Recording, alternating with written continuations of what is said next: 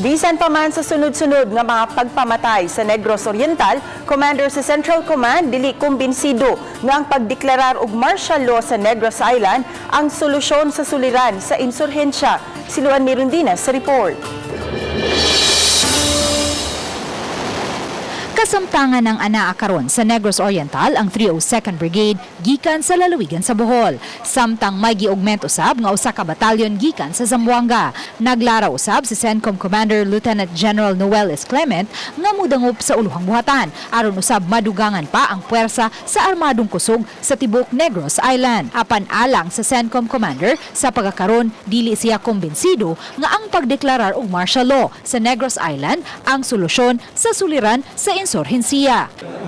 Right now, sabi ko nga, there is no rebellion, which is actually the ground for martial law. So I will not recommend it actually as of now.